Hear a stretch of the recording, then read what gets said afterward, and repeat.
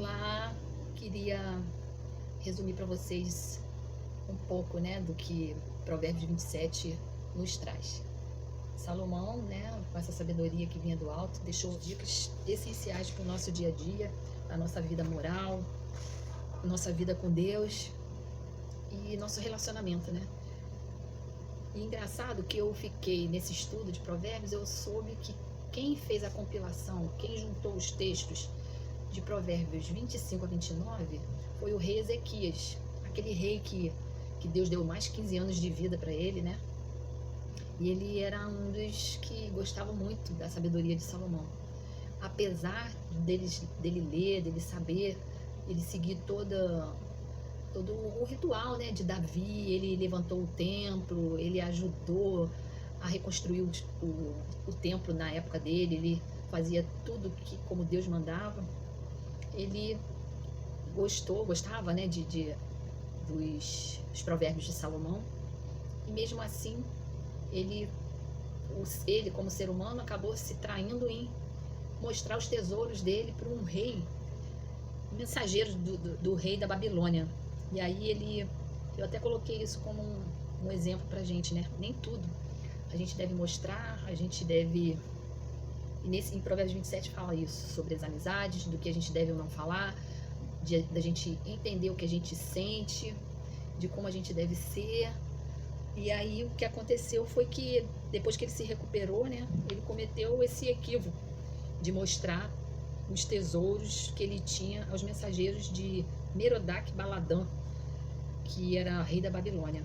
E aí, devido a isso, o que aconteceu? Ele perdeu tudo. Ele foi advertido pelo profeta Isaías, né, prevendo o futuro. E aí Nabucodonosor invadiu o reinado de Zedequias, na época, né, já depois, e eles perderam a batalha, perderam tudo.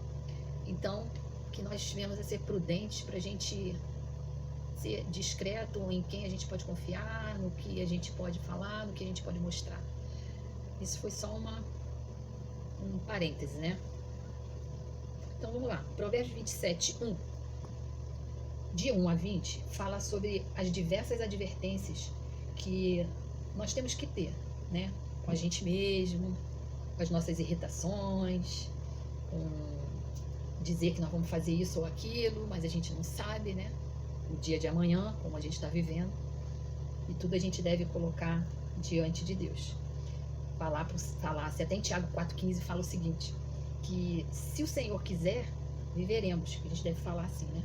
Se o Senhor quiser, viveremos e faremos isso ou aquilo. É isso. Então, cada dia a gente fala, bom, vou fazer meus planos, mas se assim o Senhor permitir, irei, farei. Se Ele não permitir, não farei, não irei. E aí, no Provérbios 27, 1, fala, não se gabe do dia de amanhã, pois você não sabe o que esse dia ou aquele dia poderá trazer. Então, a gente não sabe, então a gente fala, te dou essa dica, né? Para mim também. No versículo 2 diz, que outros façam elogios a você, e não a sua própria boca. Outras pessoas, elas podem até falar, mas não os nossos próprios lábios. A gente pode até achar que a gente é bom em alguma coisa, mas a gente não precisa falar, porque quando a gente é. E quem vai falar, quem vai reconhecer, são os outros. A gente não precisa falar, eu sou bom, eu sou... Não pode, menos, né? Menos. Versículo 3. A pedra é pesada e a areia é um fardo, mas a irritação causada pelo insensato é mais pesada do que as duas juntas. Olha isso. A irritação causada pelo insensato é um peso nas costas de outra pessoa. Então, a pessoa insensata é aquela que ela acha que está certa e pronto. E aí ela fala, ela se irrita porque ela que está certa e tal, e isso causa peso. Causa peso para as outras pessoas e causa peso para ela mesma. Pessoa que acha que ela que está certa, tá? Ninguém tem razão. No versículo 4, o rancor é cruel e a fúria é destruidora. Mas quem consegue suportar a inveja? Eita, olha, a inveja é quando a pessoa não suporta a felicidade do outro. Ela sofre com a felicidade do outro. E isso diz aqui em Provérbios de Salomão, que o rancor é pior até do que quando a gente tem um rancor dentro da gente. O rancor já é cruel. E a fúria é destruidora, aquela raiva, aquele ódio. E diz na palavra do Senhor que nós podemos nos irar, mas não colocar o sol sobre a vossa ira, sobre a nossa ira, porque assim a gente vai estar pecando. Então, o rancor já é cruel, a fúria é destruidora, mas quem consegue suportar a inveja? Ninguém, né? Suportar uma inveja, uma pessoa invejosa, a pessoa não se suporta e ela nem, às vezes nem percebe, né? Mas ela mesma já não se suporta e a gente também acha isso insuportável. Versículo 5. Melhor é a repreensão feita abertamente do que o amor oculto. Às vezes, quem ama, às vezes não, quem ama fala a verdade. O seu amigo verdadeiro, ele fala a verdade para você. A gente não deve ter a vontade de conseguir ter que a outra pessoa fale aquilo que a gente deseja ouvir. De jeito nenhum. Nós temos que aceitar uma crítica, uma repreensão, porque ela é muito mais benéfica do que um amor oculto. Ouvir alguém falando, concordando com você, às vezes nem fala, né? Sim, sim. Não. Melhor é a repreensão feita abertamente, na verdade. Quem fere por amor mostra lealdade, mas o inimigo multiplica beijos. Isso aqui não precisa nem falar muito, né? Muitas vezes os filhos falam: ai, minha mãe é chata, meu pai é chato, chatice, não sei o quê. E fica com raiva, né? Fica se sentindo ferido pelas repreensões feitas pelos pais. Mas é melhor, eu geralmente falo assim, é melhor você aprender dentro de casa uma repreensão, uma ferida no amor dos pais, do que você ter muitos beijinhos, de muitas concordâncias com você, multiplicadas pelo inimigo. Porque a gente tem que estar ligado, né? O inimigo, ele vem com um sapatinho de lã. E aqui a gente tem que ver que quem fere por amor e mostra lealdade, olha, eu tô contigo, mas é assim, assim, assim. É melhor, mas o inimigo, ele multiplica beijos. Quem está satisfeito despreza o mel. Isso aqui é muito bom também. Quem está satisfeito despreza o mel, mas para quem tem fome, até o amargo é doce. Aquela pessoa que não dá valor a tudo que ela tem tem tantas coisas, mas não sabe ser grato, não dá valor. E uma pessoa que quase não tem nada, um pouco de coisa, um pouco de pão, mesmo que seja amargo, algo amargo, para ela é doce. Pouco que você dá para ela é doce, mas aquela que já tem tudo não dá valor. Ela despreza o mel.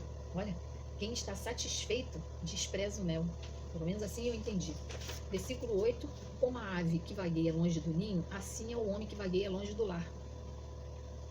Onde já se viu uma ave que fez o seu próprio ninho, construiu, fica vagueando, andando para lá e para cá e não acha o seu lugar. Assim é o homem quando fica vagueando, que não dá valor ao seu lar, que não está ali dentro da sua família. Assim é o homem que vagueia longe do lar, igual uma ave que vagueia, já fez um ninho, fez tudo, né? Vocês já viram uma ave fazendo ninho, né? Fez tudo com muito cuidado, aí prepara tudo para os seus filhotes e depois fica lá. Pode acontecer de ficar vagueando, para quê?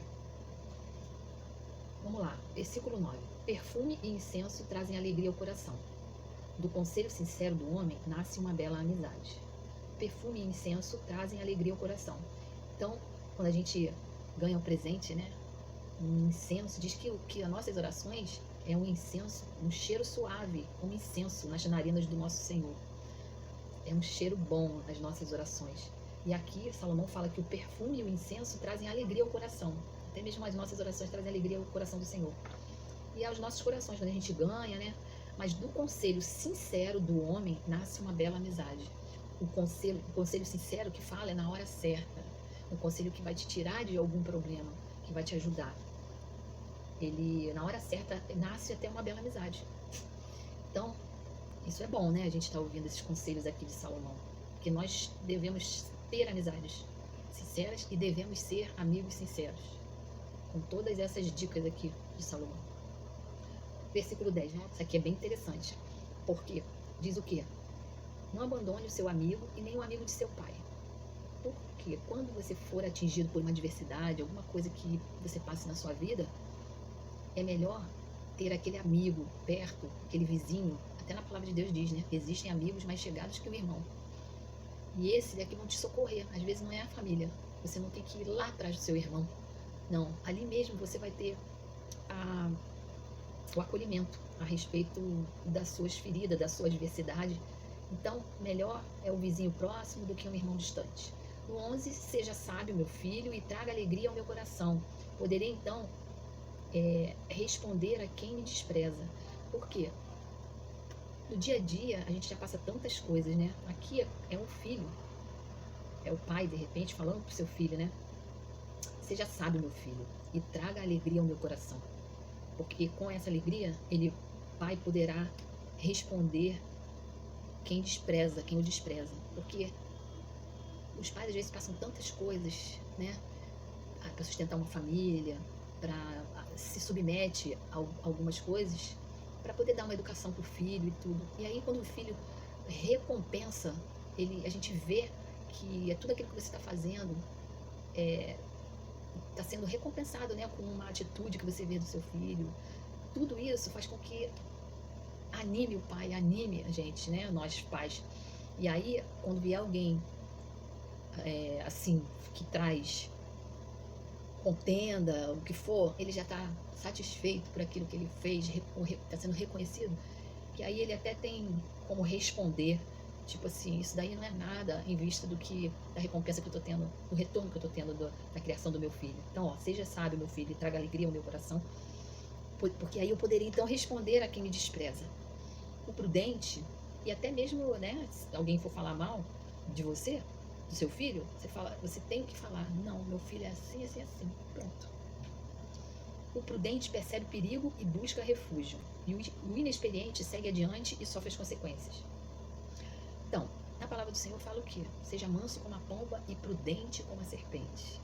Você pode até não ter experiência, mas se você seguir a palavra de Deus, ele já te dá as dicas.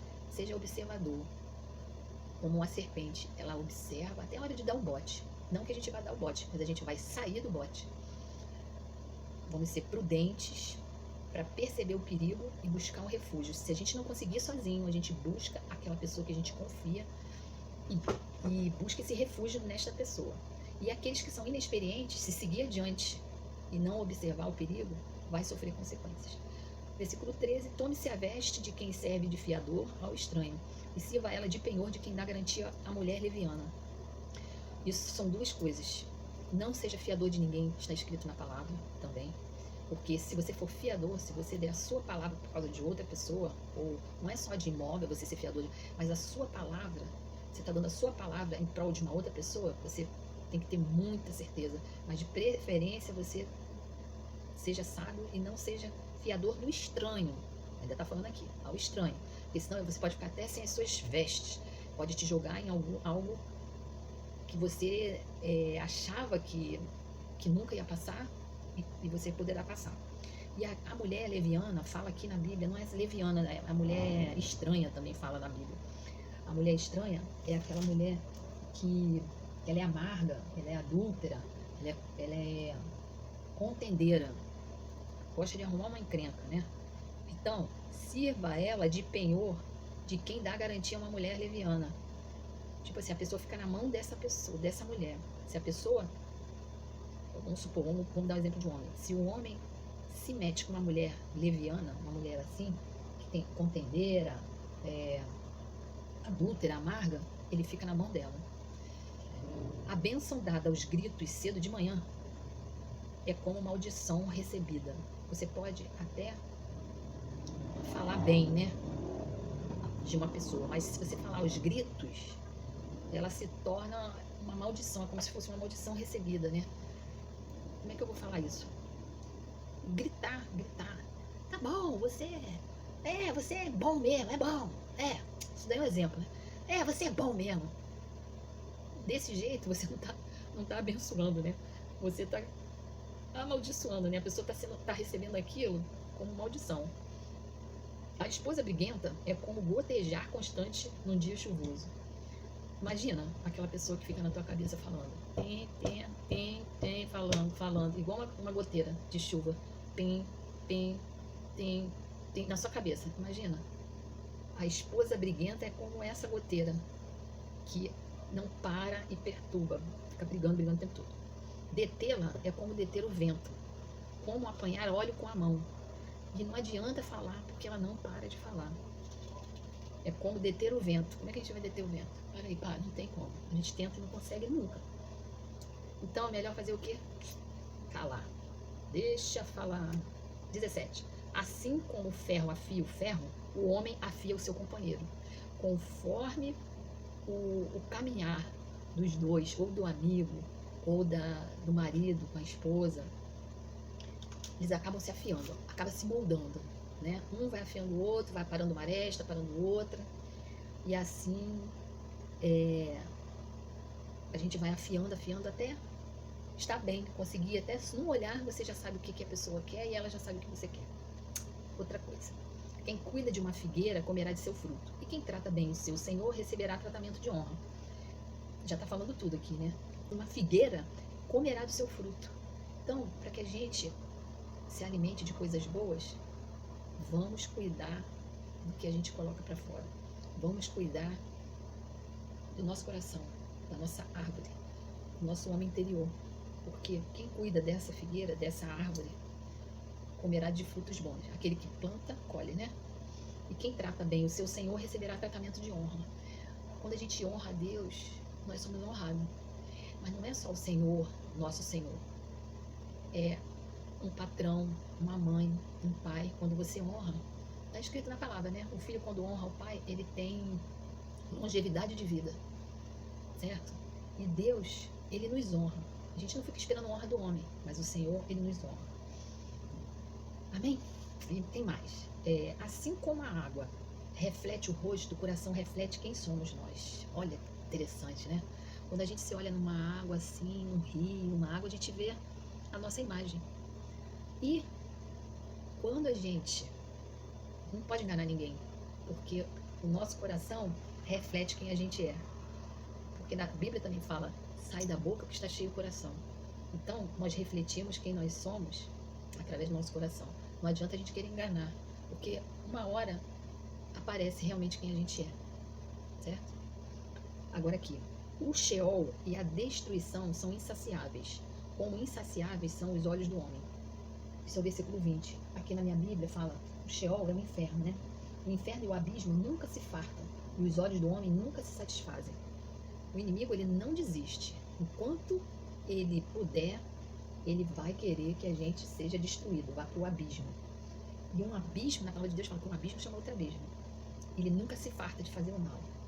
E os homens, nós homens, a gente nunca se farta de querer as coisas. A gente quer uma coisa, daqui a pouco quer outra, aí tem aquela outra, daqui a pouco quer outra. E isso o Salomão estava falando, que ele mesmo, tudo que ele coloca aqui, são coisas que ele passou, que ele viveu.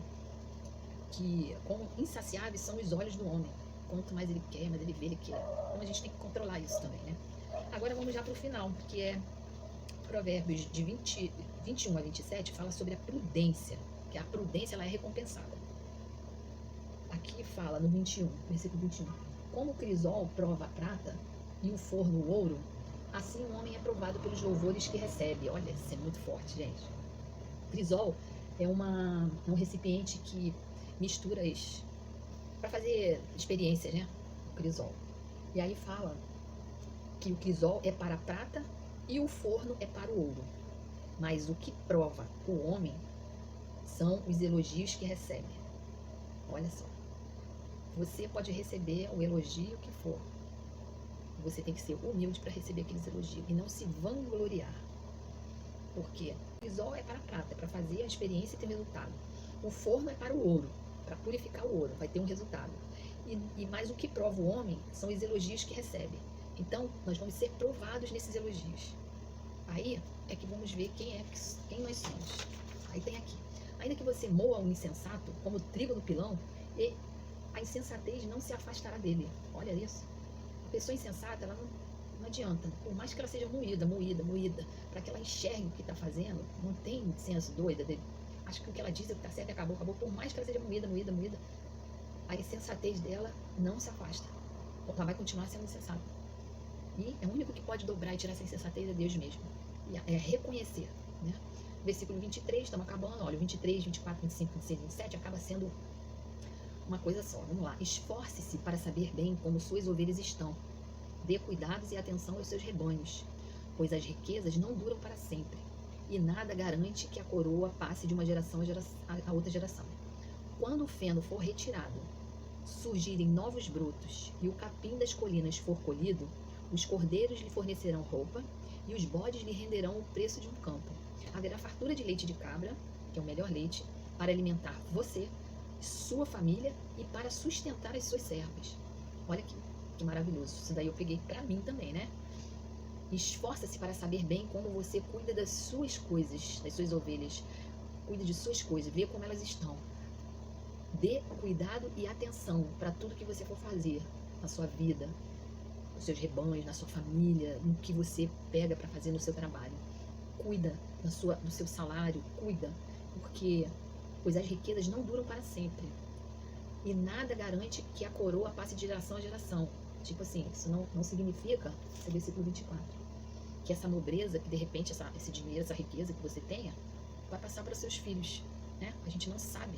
Se você não cuidar bem de tudo, e mesmo cuidando, às vezes você não sabe se isso vai ser um exemplo, deve ser um exemplo aos seus filhos. Mas mesmo assim, cuide, para que você tenha riquezas, para que você tenha, saiba administrar o que você tem. E nada garante que a coroa passe de uma geração para outra, né? Nada garante. Deus é quem garante a nossa vida. Mas nós temos que ter cuidado com tudo que a gente tem. Quando o feno for retirado, o feno significa a palha, né? Uma palha seca. O feno é uma palha seca. Então você vai retirar aquilo que está seco, ruim, que está sobrando. Você está gastando demais, tá comprando coisas demais. Diminui, retira, para que venha novas coisas, novos brotos. E o capim das colinas for colhido, tudo que tiver demais, você arranca o capim, arranca o feno, porque aí os cordeiros lhe fornecerão roupa, né? Você vai ter resultado daquilo que você está fazendo, você vai ter uma multiplicação daquilo que você está cuidando, do dinheiro que você está ganhando, e os bodes lhe renderão o preço de um campo, vai se multiplicar, você vai ver que você administrando bem as suas finanças, administrando bem a sua vida, Deus vai multiplicar, porque na palavra do Senhor também diz, aquele que não sabe administrar a sua própria casa, não serve para administrar a casa do Senhor. E no 27, finaliza, haverá fartura de leite de cabra é o melhor, como eu falei, né? Para alimentar você e sua família e ainda sustentar as suas servas. Você poderá ter até servos, ser servidos. Você vai poder ser, para eles te servir. E você também poderá servir a outras pessoas, quando outras pessoas precisarem, né? Isso é muito, muito, muito interessante. Deus manda a gente administrar bem as nossas riquezas, né? Nem que seja riquezas, mas o pouco que a gente tem. Tira aquilo que está sobrando, tira a palha, tira o feno, tira o capim. E vamos deixar que a nossa vida flua e Deus crie os brotos, multiplique o nosso pão. Tenhamos boas amizades, sejamos bons amigos, sejamos mansos como a pomba, prudentes como a serpente. Não vamos nos envolver com pessoas rixosas, pessoas estranhas, mulheres estranhas que arranjam contenda, né? Vamos ter uma vida reta, procurar o que é melhor, o equilíbrio. Assim nós vamos ter uma vida boa. E eu acho que consegui chegar em algum lugar, né? Aqui no Provérbios 27. Espero que vocês tenham gostado, desculpa alguma coisa, e que a gente venha aprender a cada dia. Um beijo para vocês. Falei a beça. Deus abençoe.